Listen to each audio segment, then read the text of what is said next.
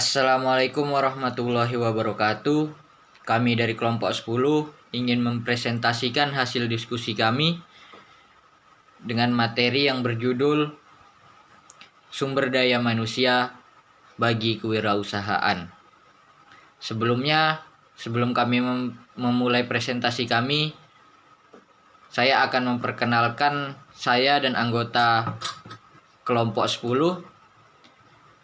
Ada Cahya Alam Amanullah, saya sendiri yang sebagai moderator, dan kemudian ada Eviska Loviandari sebagai pemateri 1 dan ada Marsalinda Aulia sebagai pemateri 2. Baiklah, itu sedikit perkenalan dari kelompok kami. Langsung saja kita mulai diskusi kita pada siang hari ini dengan mengucapkan bismillah. Baiklah, kepada Eviska sebagai pemateri 1, saya persilahkan waktu dan tempat. Baik, saya Eviska Loviandari akan menyampaikan materi yang pertama, yaitu pengertian. Sumber daya manusia merupakan potensi yang terkandung dalam diri manusia untuk mewujudkan peranannya sebagai makhluk sosial yang adaptif dan transformatif, yang mampu mengelola dirinya sendiri serta seluruh potensi yang terkandung di dalam menuju tercapainya kesejahteraan. Kehidupan dalam tatanan yang seimbang dan berkelanjutan. Dalam pengertian praktis sehari-hari, SDM lebih dimengerti sebagai bagian integral dari sistem yang membentuk suatu organisasi yang mengelola sumber daya alam atau SDA. Yang kedua, B. Ruang lingkup manajemen sumber daya manusia. Ruang lingkup manajemen SDM dimulai dari penilaian kebutuhan tenaga kerja organisasi sampai pada pengelolaan SDM secara keseluruhan dalam organisasi. MSDM bertanggung jawab untuk merancang dan mengimplementasikan berbagai kebijakan, prosedur, dan program secara efektif sampai pada terciptanya efisiensi. Semua itu mencakup tentang bagaimana mengembangkan dan mengelola pengetahuan, keterampilan, kreativitas, bakat, dan bakat yang menggunakannya secara optimal. Secara umum, ruang lingkup MSDM dapat dikelompokkan dalam 3 cakupan berikut. Yang pertama, MSDM dalam lingkup manajemen personalia. Ruang lingkup ini melibatkan perencanaan tenaga kerja, perekrutan atau rekrutmen dan seleksi, pelatihan dan pengembangan induktif dan orientasi, transfer, promosi, kompensasi, PHK, dan pengurangan produktivitas karyawan. Yang kedua, MSDM dalam lingkup kesejahteraan karyawan. Aspek khusus dari MSDM ini berkaitan dengan kondisi dan fasilitas kerja di tempat kerja. Ini mencakup beragam tanggung jawab dan layanan seperti hubungan yang harmonis dengan karyawan, pendidikan, dan pelatihan. Kesejahteraan karyawan adalah tentang menentukan kebutuhan nyata karyawan dan memenuhi mereka dengan partisipasi aktif dari manajemen dan karyawan. MSDM juga mencakup penyediaan fasilitas berupa kantin, ruang istirahat, perumahan, transportasi, bantuan medis, pendidikan, kesehatan, dan keselamatan, fasilitas rekreasi, dan lainnya. Saya kembalikan lagi kepada moderator. Terima kasih kepada Eviska yang telah menyampaikan materinya sebagai pemateri 1. Kemudian kepada Marsalinda Aulia sebagai pemateri 2, kami persilahkan.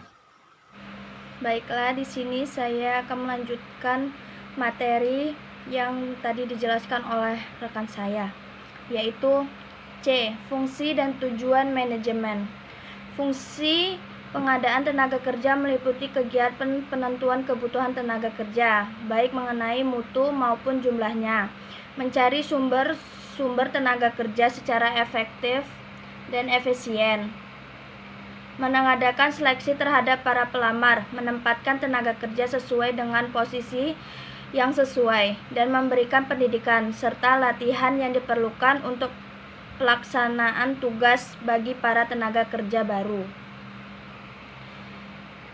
Fungsi pemeliharaan tenaga kerja mencakup pelaksanaan program-program ekonomis, maupun non-ekonomis yang diharapkan dapat memberikan ketentraman kerja bagi pekerja, sehingga mereka dapat bekerja dengan tenang dan penuh konsentrasi guna menghasilkan prestasi kerja yang diharapkan oleh organisasi. Tujuan manajemen sumber daya manusia. Tujuan manajemen SDM adalah meningkatkan kontribusi produktif orang-orang yang ada dalam perusahaan melalui sejumlah cara yang bertanggung jawab secara strategis, etis, dan sosial. Departemen SDM dikatakan penting karena departemen tersebut tidak mengontrol banyak faktor yang membentuk andil SDM. D. Analisis perencanaan SDM. Perencanaan sumber daya mencapai keberhasilan manusia atau SDM memiliki peranan penting dalam proses visi dan misi perusahaan. Penelitian ini bertujuan untuk menganalisis proses perencanaan SDM. Pada PT Daya Cipta Andalan Persada di Surabaya. Penelitian ini menggunakan metode kualitatif deskriptif, pengumpulan data menggunakan metode wawancara dan dokumentasi. Dalam penentuan narasumber menggunakan purposive sampling, dan untuk menguji keabsahan data menggunakan teknik triangulasi sumber. Hasil penelitian menunjukkan bahwa proses perencanaan sumber daya manusia di PT Daya Cipta Andalan Persada Surabaya masih perlu ditingkatkan untuk memaksimalkan peran sumber daya manusia di perusahaan. Peneliti menemukan. Baiklah, terima kasih kepada Marsalinda yang telah menyampaikan materi kedua. Dapat disimpulkan dari penjelasan teman saya yang tadi dijelaskan bahwa kesimpulannya adalah sumber daya manusia merupakan potensi yang terkandung dalam diri manusia untuk mewujudkan perannya sebagai makhluk sosial yang adaptif dan transformatif, yang mampu mengelola dirinya sendiri serta seluruh potensi yang terkandung di alam menuju tercapainya kesejahteraan kehidupan dalam tatanan yang seimbang dan berkelanjutan.